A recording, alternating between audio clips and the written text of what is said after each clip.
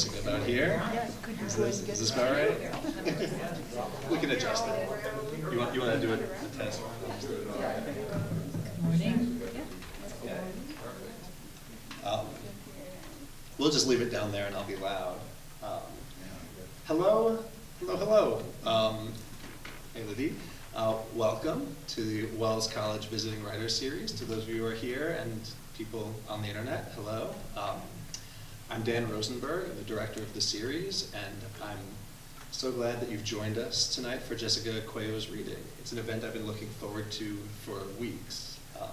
Earlier tonight, Jessica gave an incredible masterclass on moving from memory to lyric, and I can't stress enough, the masterclasses are also open to the public, and our visiting writers are uniformly brilliant, and today, just hearing Jessica walk us through some poems and the turns of logic and memory and the shift from memory into metaphor, it was an incredibly valuable experience, and I'm really grateful to you, Jessica, for bringing that to our campus. It was lovely. So a little bit about how tonight's going to work.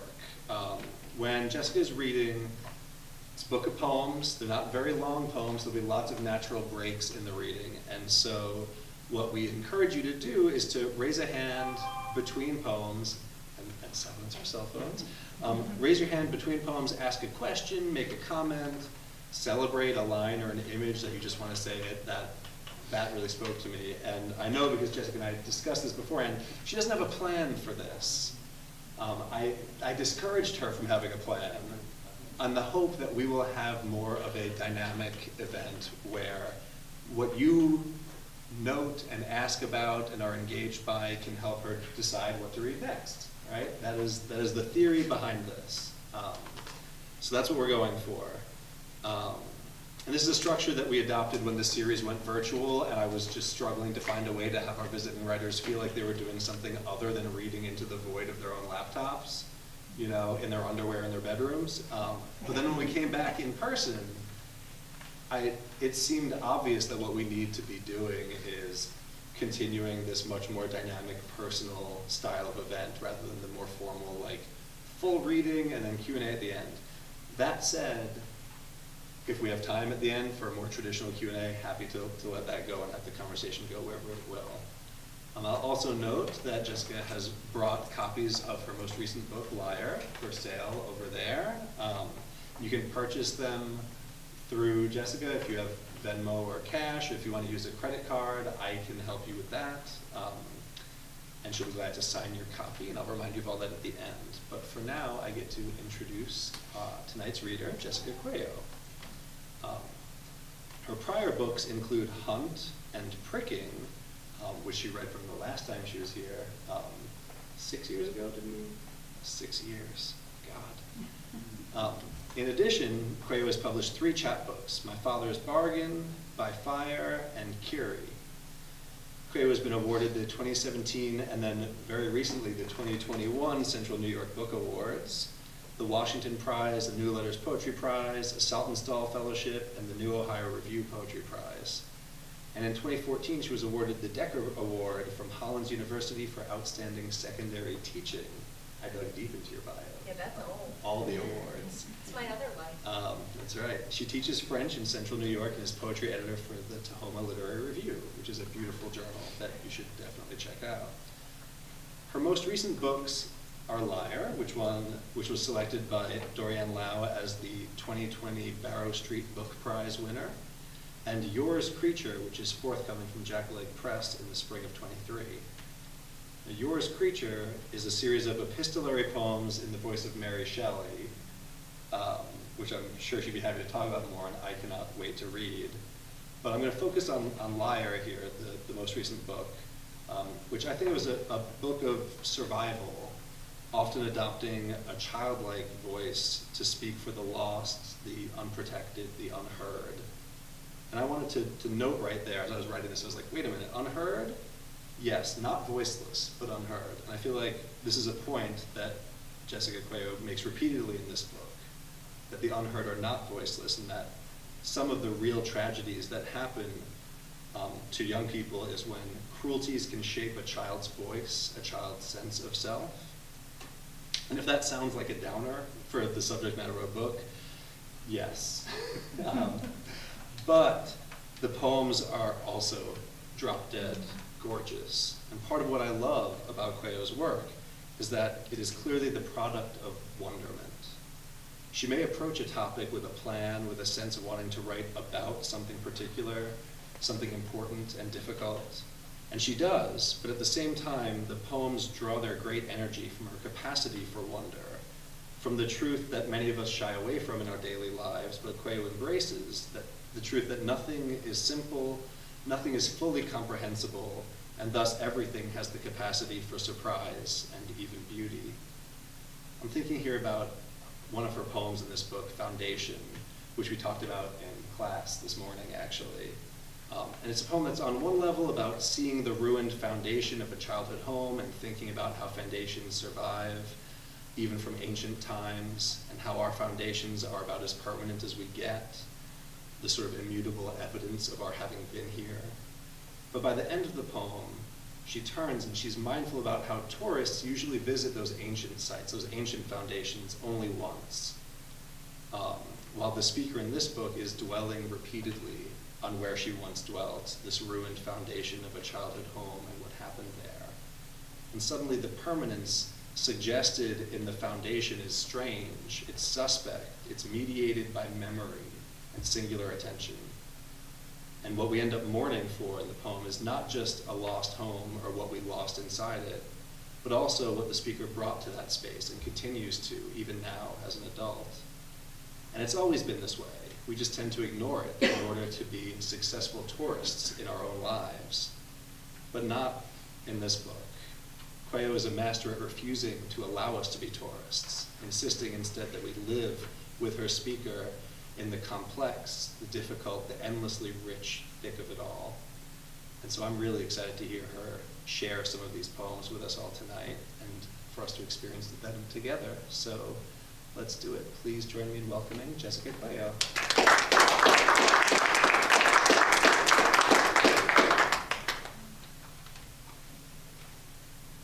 That was a really nice introduction, and it kind of goes with how I feel at Wells. I remember reading here 6 years ago, and it's just really warm community, and it's so beautiful, and I had such good memories, so I was delighted that I got to return.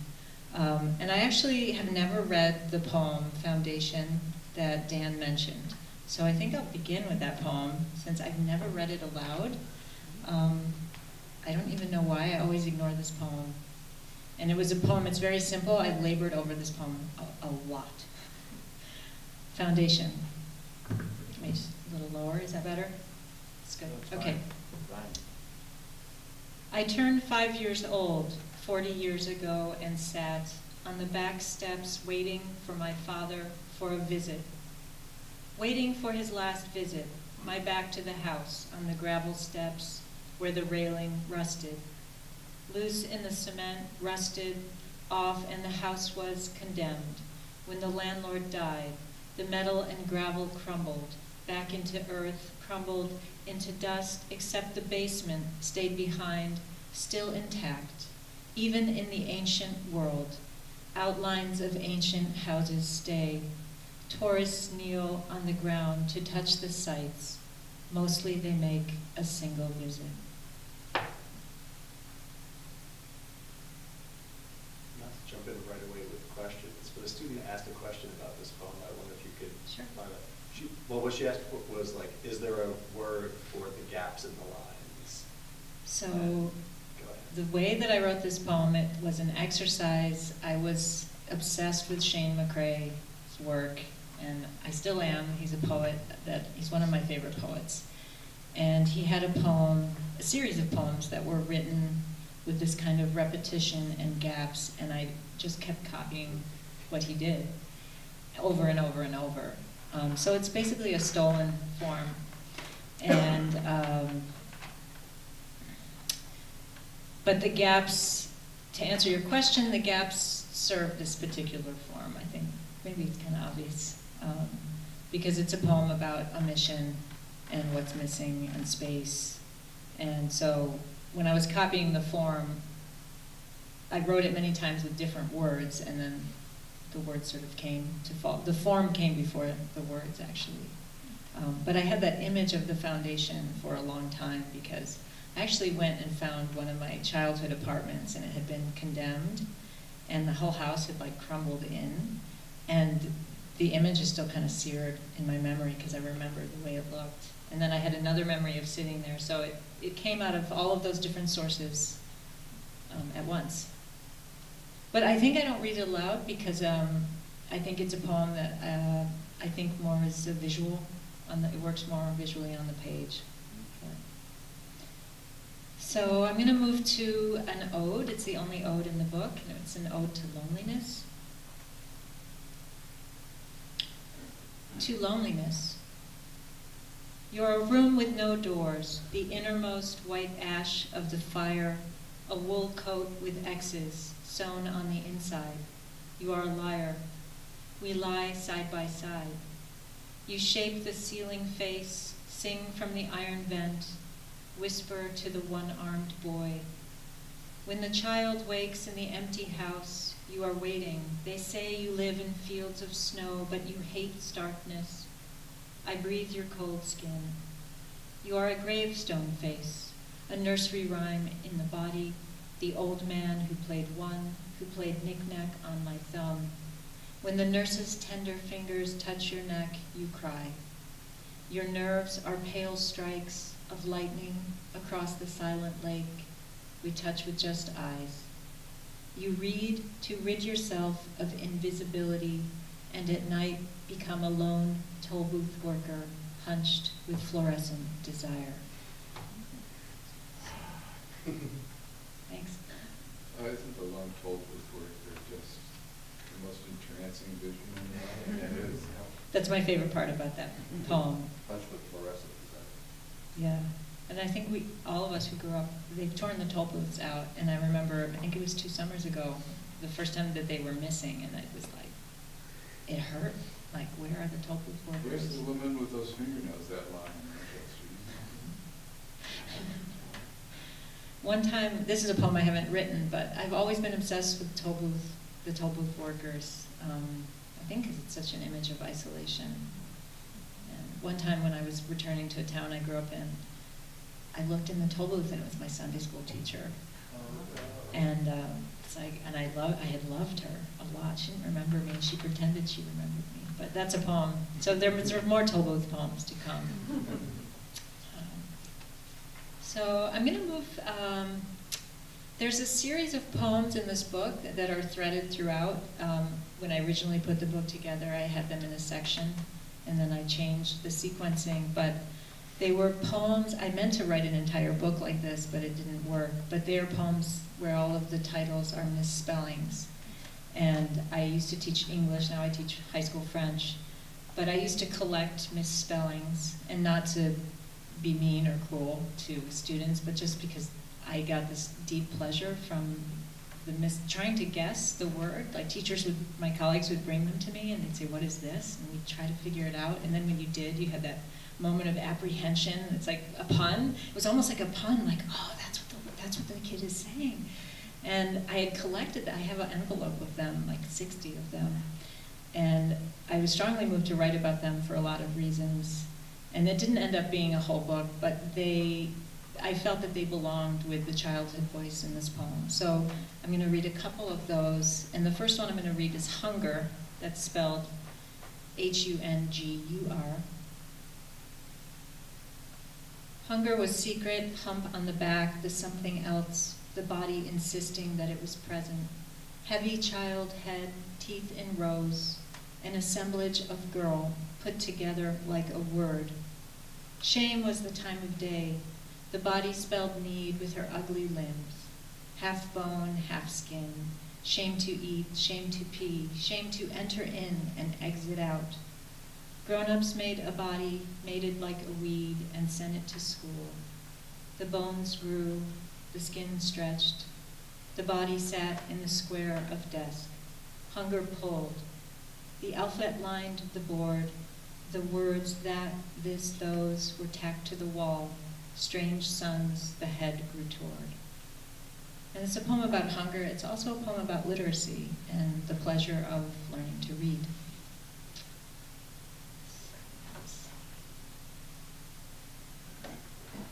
Limbo.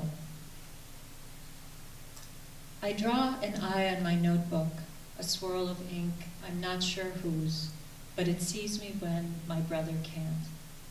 He lives with us but died somewhere back in childhood. He won't say how. His limbs move well enough to walk to school and back. I've seen his vacant eye, seen him in the hallway in his same sweatshirt. He won't pronounce my name, he skips the I, he shuts his door. We once were close, walked hand in hand, pre-language, we shared a bed. My notebook eye is more alive than he. Grain of paper, welt of ink. It sees more than a dead boy. And because he does alive things, like sleep and eat, I can't mourn. So I'll just keep going unless I see someone ask something. That's how you're doing it? Okay. Let's see. I nod when the school's visiting doctor asks if I eat 3 meals a day. In my family, you recreate invisible and freeze like a rabbit. You do not cry. God can read your mind. In my family, you lie in the snow and dream how your birth happened. The rough edge of the tabletop, the knuckles of the artist father who paints all night in a disease, then leaves and leaves. No one confesses anything. The black and blue mother scrapes herself together, and into the world comes a baby with her mouth open. In my family, you tame your needs. You bite but don't chew the winter leaves. You drink milk-white snow from your mittens.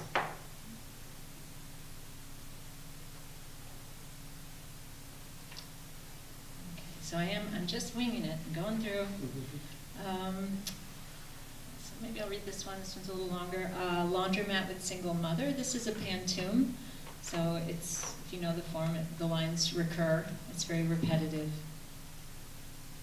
We put our dirty clothes in trash bags and took a cab to the laundromat, where I gave her the cold shoulder.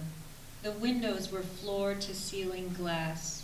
We took a cab to the laundromat, where outsiders could see my cold mother, through the floor-to-ceiling glass, getting us clean, and see how we got mothered. Twice she birthed herself in us. She got us clean, a young mother who folded each piece of cloth. Twice she gave birth. Her clothes and ours touched her hands. She folded each piece. I buried my face in the warm clothes that touched her hands. I was the youngest child. I buried my face in the clothes. I was critic and girl, the youngest child. She stacked the piles in trash bags, ordered her critic and girl to keep an eye out for the cab. She carried out the trash bags when it was time to go, and we watched for the cab. I was a silent, cold shoulder. The cab honked at us to hurry, and she grabbed my cold shoulder in silence, like it was her own limb.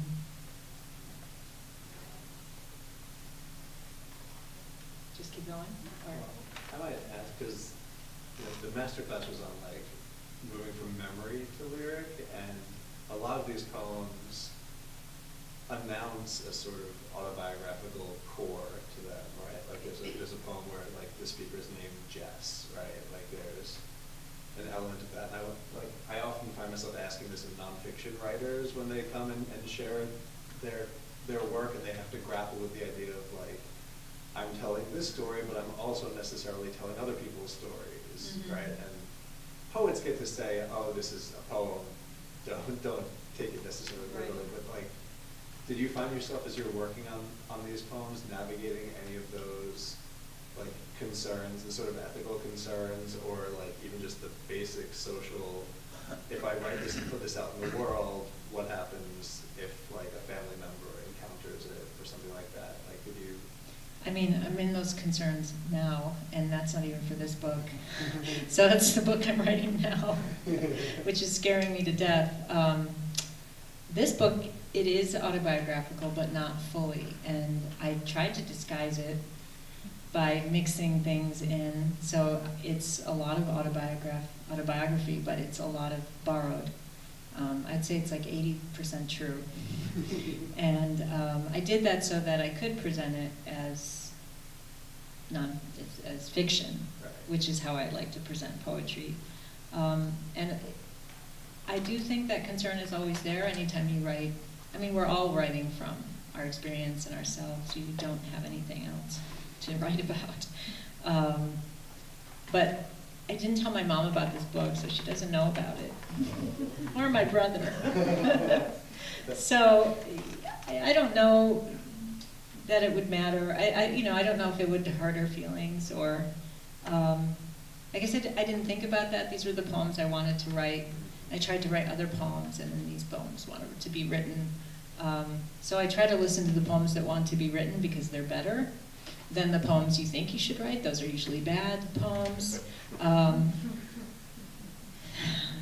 poems that you're afraid to write are better poems. Those are the books I want to read. So, I don't know, it's an old question. It's a question I'm very, very interested in. I don't know. It's like, my brother doesn't read poetry, so. There's safety in the anonymity of an article. Yeah, there's safety in poetry, which is, my students don't know I'm a poet either. Like, I left work at 2:30 and came here, and then it's everything shifts. It's like it's like this different world, like the idyllic campus and the lake, and I love my job, but it's very different from here. So there's a doubleness to it. I would like to have a more integrated life, and I would like my life to be more integrated with my art form, because I think it's healthier not to compartmentalize these pieces. Yeah. What about your children? How old are they? My son's in college, and my daughter is 16. She's in high school, and they hear all my poems, and they love them. They do. And they go to my readings and love them. And there's this horseshoe poem, and my son's like, I love the horseshoe poem. So, have you written about them? Not really, I mean, right now I think I'm writing about things that hurt a little more, and my kids are just fun and loving, and but when I wrote my first book, which was persona poems about a Cathar woman, there are a lot of birth poems, and I drew on that. I wrote that book when I was nursing my daughter, and that's why the lines are so short. Also, worked out, but that's the only way that her presence is in the poems. But I haven't written about them yet. I'm hoping I'll live a lot longer. So, or maybe I won't have many more books, and that's okay. We'll see what happens. I have a little question. Yeah. For me, poetry is expressing feelings, the nicest way to do it. So anyway, so you have to express those feelings that you have towards your parents and brothers, right? So is it a relief, or is it a way of going beyond it? Yeah, I think poets don't like to say that, but for some reason, that does something to the art or makes the art tainted. But I'm not afraid to say that it's freeing. And it's freeing, I think, because I don't even know the verb for this, but I made it my story, not someone else's. And then it's not even my story. I just made something. There's a work of art, and then all of the feelings or the parent or whatever, that stuff is all like, in a way, it's just dust. Because once you begin writing it, and you become interested in the making of it, it becomes about the making, which is the best feeling and deeply satisfying, and that transcends whatever, it almost transcends the feeling I think there has to be a feeling at root, at core, but I am hoping that the poems go beyond, you know, they're not a gripe, they're not woe is me poems, and they're not me either, you know, they came out of me, and I drew on things I knew, but. So it was just an inspiration which led you to write this type of poetry. Yeah, I think we work with what's in us, and this is what is in me, and there are maybe other things in there too. Yeah, but I think it's such a pleasure. You know? Yeah. I'm interested in Dan's question. I was thinking about prose writers never talk about their work the way you're talking about yours. It seems that poets have a whole different take on the work that they're doing. I don't think you would ever hear Welbeck say, I try to write what hurts more. I don't know that other poets say that either. I think it's it's anti-intellectual, it's not smart, it makes you look stupid. I think American, anti-intellectual. Yeah, I mean, but that's, you know, I can only say what I know is true for me, but. No, but they seem to, you know, it's like, well, writing, it's all about discipline. You have to get up, have your 2 coffees in the morning, you start writing at 9, at 1 o'clock you stop, and you hope you got 8 pages. And that's, you know, what the hell is that? You know, That's not poetry. It's a job. Yeah. I mean, the advantage, I think, that I've been the breadwinner for my family of 4 for 20 years, is that poetry has just always been a pleasure. And I mean, I've been greedy about the time for it, and I've been at times bitter. And when I read about someone, I wake up at 7 and I sit in my porch. I do feel like a jealousy. Like I really do. I'm not gonna. I mean, I'm like, how can I get time? You know, and then you get sort of cranky with your family, like, why are you here? You know, and I've had this greed over time, like just feeling greedy about 30 minutes or an hour. And I actually, for a while, when I was writing this book, I would just put Post-its on the door, do not disturb. And my kids thought it was hilarious, and then my son started putting Post-its on his door, you know, do not disturb, writing an essay. And so... Only bleeding from the head, or if the house is on fire, or if there's something wrong with the pets. That's what I'm told. Yeah. That's my rule. Yeah. You have to guard time. If you know, and teaching is a demanding job. So, yeah. But I also think that it's an advantage to write from a place where you're not in great comfort, and because you don't have time to mess around with stuff you're not serious about. But it also means I don't think I've spent a lot of time playing, and I'm hoping as I age I'll get to play more with my poetry. So I haven't experienced that part of it. Although the writing, I mean, writing a pantoum is play, it's fun. Maybe I'll do another poem. I'll do the horror poem in honor of my son. What happened? Oh, no, I was going to ask a question. No, please. Yeah. No, I was just going to, it's going back a couple of poems, but I was thinking about, like, being drawn to mistakes and misunderstandings and, like, the misspelling that you were talking about. Like, I remember, like, a decade ago, I had a student that wrote a story that was titled Stranger Meat, and it was about 2 strangers that meet, but meat was spelled M-E-A-T. And I was like, that's a much more interesting story. But I also find myself drawn to that, like in some ways embracing the errors or the misunderstandings, or which is the root of all, like, great comedy too. Like, and so I'm wondering if there's anything in that like draws you to that kind of, like, you know, happenstance. It's exactly what draws me to it. Because I think, you know, when the language isn't saying what you thought it was going to say, then you're allowing the surprise and the curiosity. And I mean, if you have a plan for your poem, if you have a plan for your art that you've mapped out, not going to be a very interesting poem. But there's also something about the way we take in language and words mean how we think words mean things. And I don't know, when I'm teaching, we were talking earlier in the class, and Dan was talking about his translation class and how students would get very attached to a meaning from one translation, and they would sort of fight over their favorite translations. And I think my students are maybe not as sophisticated as some of the Wells students, because what I notice is that paying attention to the translation it teaches them how to read the words. And if you go back to when you were first learning how words worked and what words meant, there's still something kind of magical about it. And the hunger poem, I remember the word "that" on the board, T-H-A-T, being fascinated with the sound T-H, that, and that the word didn't seem to mean anything. What is that? That is nothing. That is nothing, and we have to learn this word and write it on the spelling test.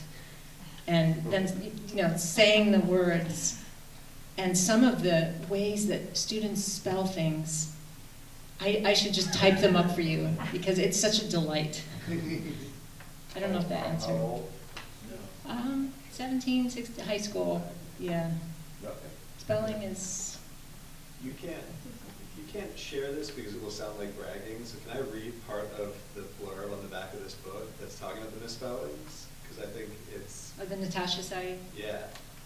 She says, the genius of Jessica Cuello's Liar is signaled by the misspellings.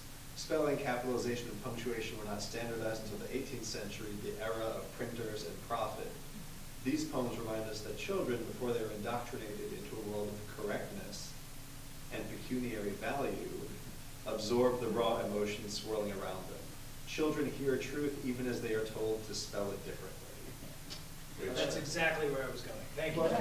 But I think, like, when I'm teaching poetry to students, what I'm often trying to do is undo the damage of their maturation from that moment to where they encounter me.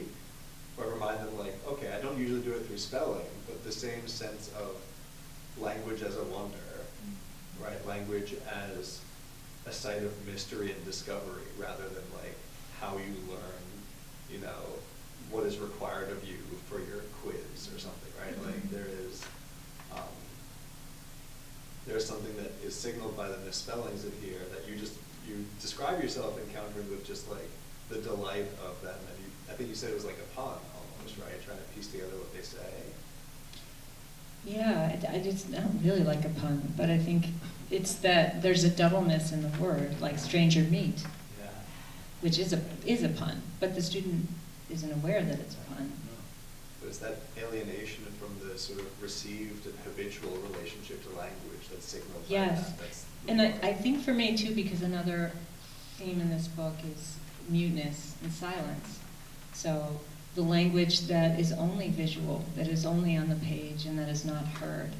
And so I was a person that didn't talk, and I did all of my words that I learned were through reading. So by the time I was in high school, I remember I was in a play, and I was, going to a really good college, and I was reciting this soliloquy, and I pronounced the word gesture. And my English teacher just looked at me like, you're such a good writer. How can you not know such a simple word? Because I never said it. And that still happens to me, and it's so embarrassing.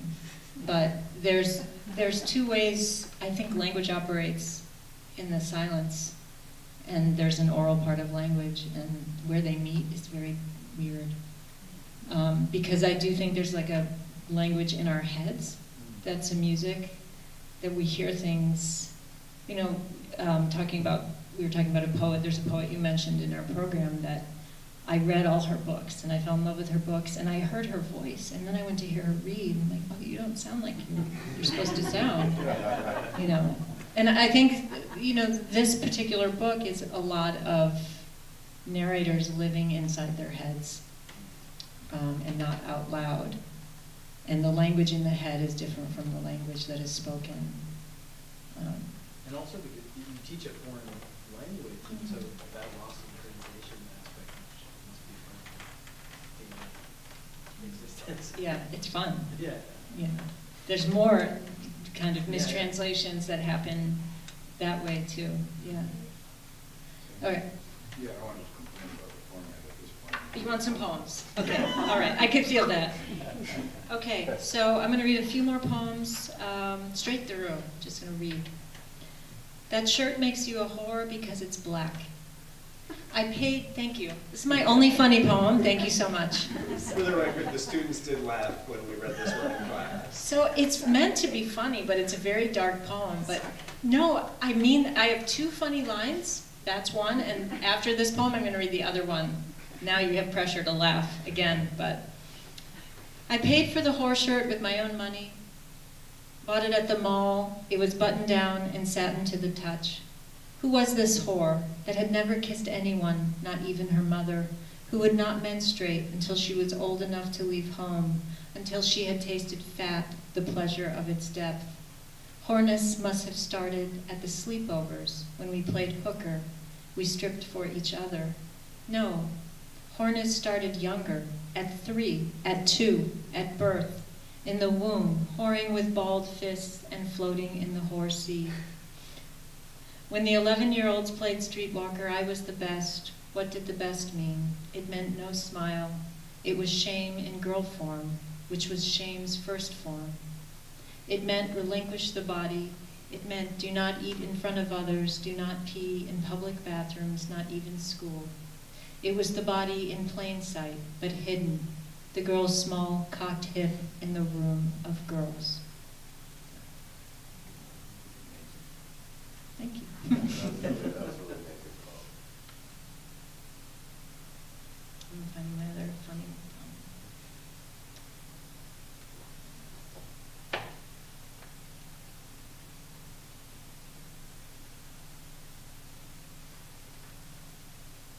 At 5, I burned down my grandmother's bathroom. True story. The first time I met my new family, I lit a match in the bathroom. I wanted to make a flame. It was an accident. Downstairs, the strangers ate and drank. It spread from my hand to the toilet paper, to the fringed edges of the curtain. I tried to blow it out in a panic. It flamed and grew. The shower curtain melted. Surrounded, I shook the knob. The fire grew. I called out to my new cousin. Her name was new to me. Please, open the door. Sirens came to us. I stood apart. It was Christmas. The firemen dragged hoses through the snow, up the stairs. They questioned me. I lied like an orphan. We found this match, they said. I shook my head, kept my lie. My grandmother never questioned me. She told my mother to hug me. Arms touched me. I ate. I slept in a bed inside the strange house that I had burned. My new grandmother repainted the bathroom in yellow with a flower pattern. My brother sang Pyromania at me for years after. Get up, gather round. We're going to burn this bathroom to the ground. I kept shame. 40 years later, the same yellow flowers were on the wall in her shower. My grandmother was 100. She forgot we weren't blood relations. She said, Jessie, you inherited my singing voice. I was hers. Her last day on earth in the hospital bed, she hid behind the stove in her childhood row house. She chewed an imaginary food, tastes like cherry. She talked to people we couldn't see. We are going to the ice house. She saw people on the other side. It was her first time going to the ice house, and the light was not flame, but growing. Are we nearing the end of the... No, we've got 3 hours. Okay, so a couple more poems. Any more questions?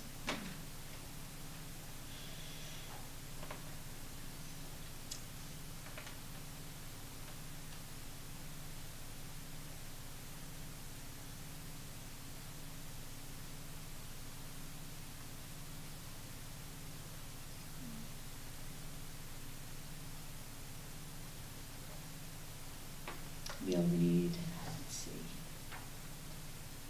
I'm going to read a couple that are different from those that I've just read and some that I have never read before. Feeding ritual. Write the instructions in a list, rise, get dressed, turn his head, latch his lips. Trapped inside the breast is the wholly lost, the untaught lesson. The milk won't stream. Milk is damned against his mouth. I listen for a whisper, for the instinct. I listen, but no one. Once I saw a Roman Christ with beard and breasts. She was lifting up a stained glass hand, but I was late. It was before I was a girl mother, before I was swollen and could not feed. Stuck in glass, always on the verge of teaching. Can you hear the hand, the little sucking? Can you hear the breast, her sad blue rivulets? What you can't hear, you must list.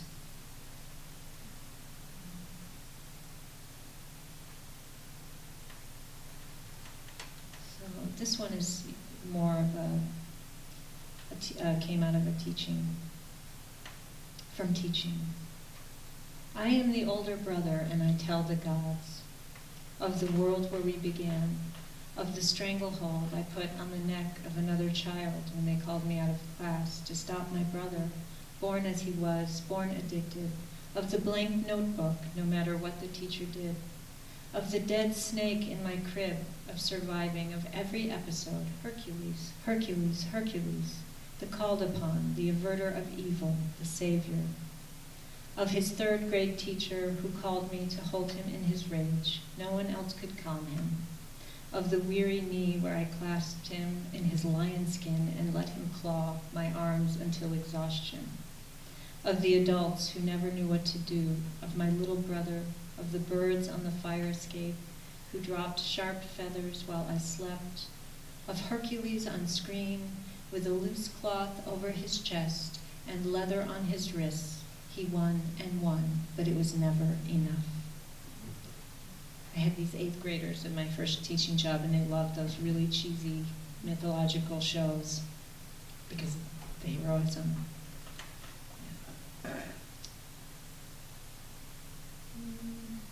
So I think I'll read one more. Does that sound? And I think I'm going to read, this is one of my favorite poems in the book, and if you were in the master class, I already read it, but it's still one of my favorites. I'm going to read it. You're going to hear it twice today. My babysitter, Karen B., who was sent to Willard Asylum.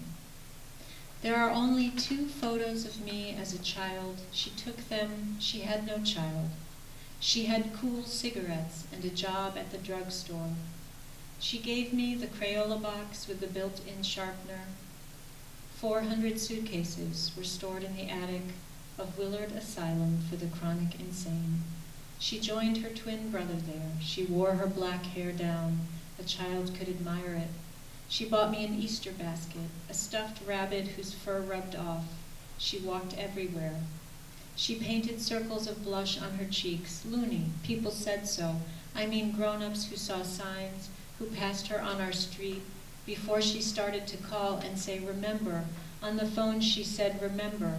Remember the date we killed her brother, forgetting he'd been committed. I took her hand and tagged along like an animal. She was perfect to a child. In 1995, when the asylum closed, an artist took photos of the 400 suitcases. The photos were put online, the contents laid out respectfully.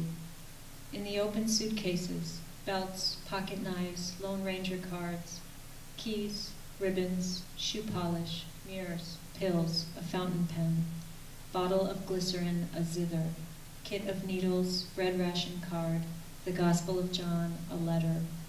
Each suitcase had a name: Lena C., Lillian L., Mary T., Gloria P., Cassie M., Francis T., Marion R., Catherine S., Dimitri Z., Ruby C., Anthony C., F.J. L., Viola G., Alice T., Carrie L., Karen B., remember. So, you're a great audience. Thank you. Thank you. Yeah.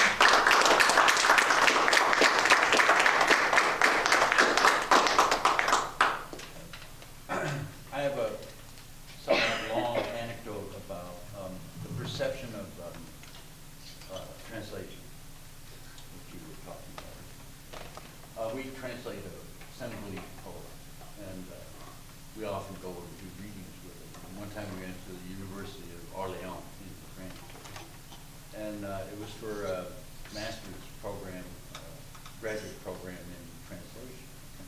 So everyone there spoke pretty good English. I mean, it was was fluent in English.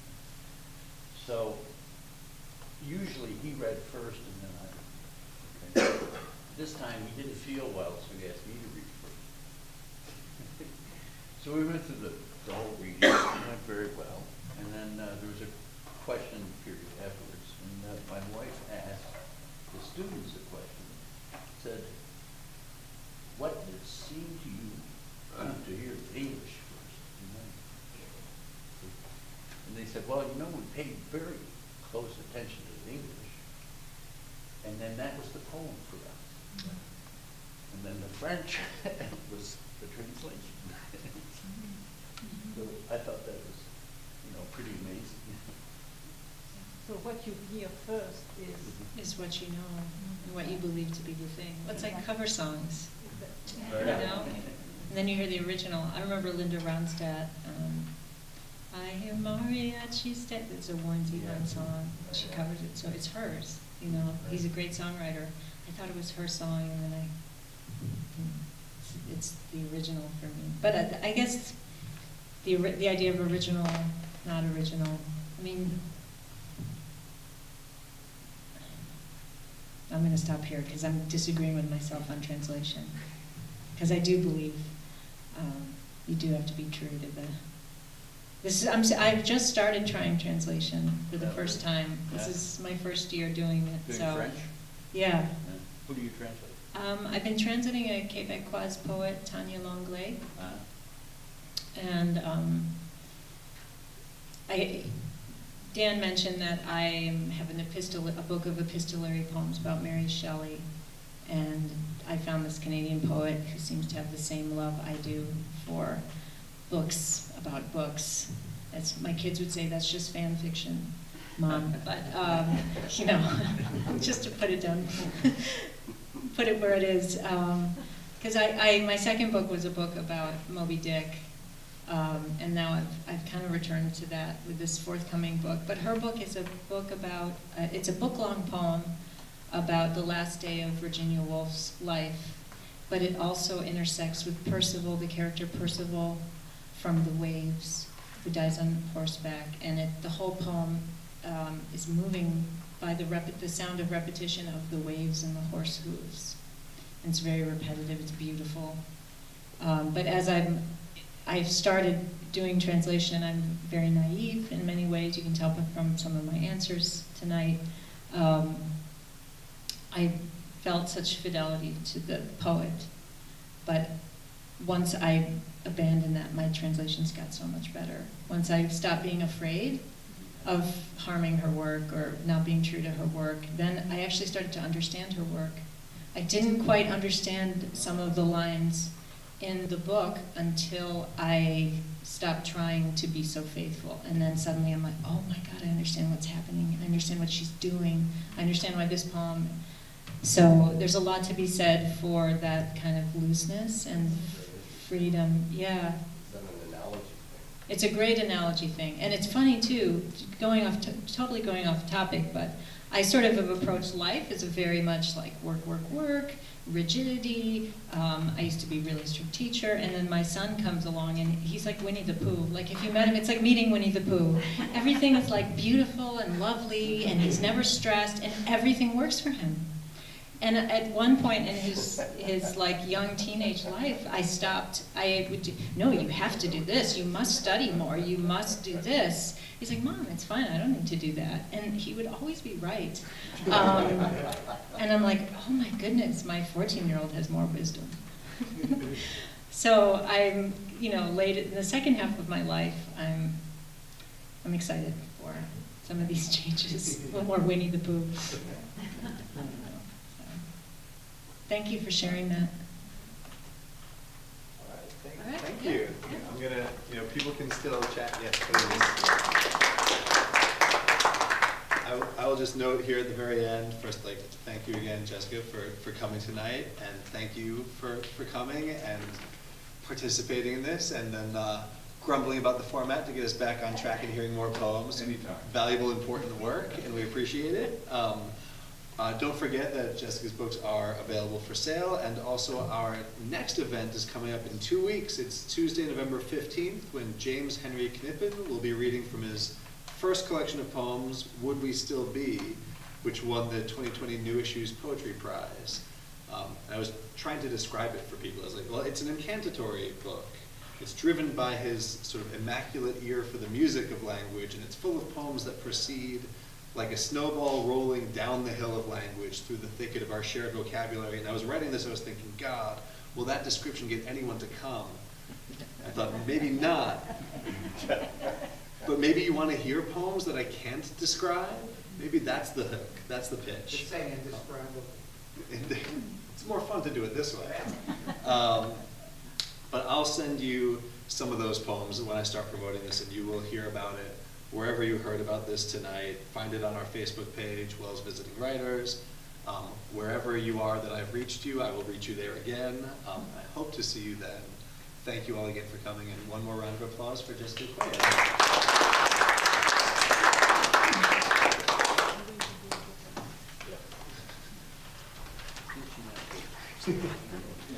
Stage at Fun It's, I mean, it helps when you've got great books. Thanks for getting us.